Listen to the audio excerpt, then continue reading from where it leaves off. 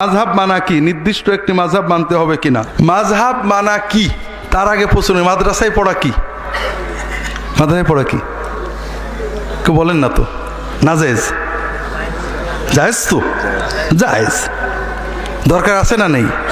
কিন্তু মাদ্রাসা তো নবী জামানায় ছিল, মাদ্রাসা শব্দটাই নবী জামানায় ছিল না, কাজে এটা বেদাত, ঠিক না ভাই?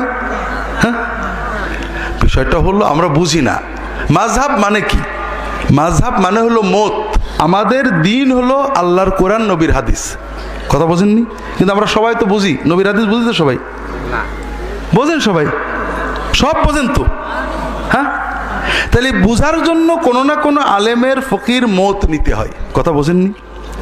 আপনি বললেন এই হাদিসটা সহি, কে বলেছে সহি?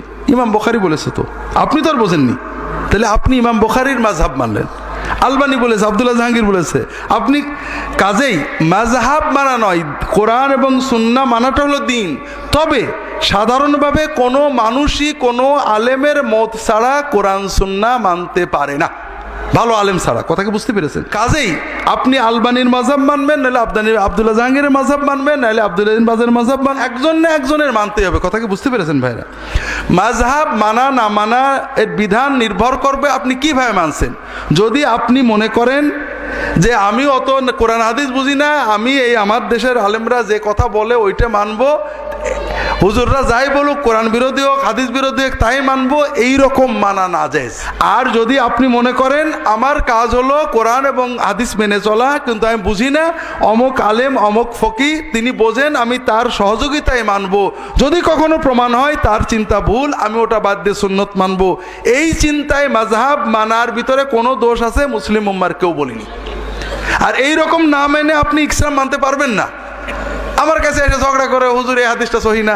সহি না তুমি কি করে বুঝলে? তুমি তো মুকাল্লিদ, তুমি তো একজন না একজনের কথা মানো। অমুক বলেছে তিরমিজি বলেছে হাসান, আলবানী বলেছে জয়ীব। আরে মিয়া, আমি তো নিজে সনদ পড়ি, তুমি তো মুকাল্লিদ, আমি তো মুজতাহিদ।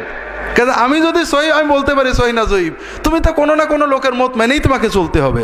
যেটা বলছিলাম, এই যে ঝগড়া, মাযহাব কোনো দিন না।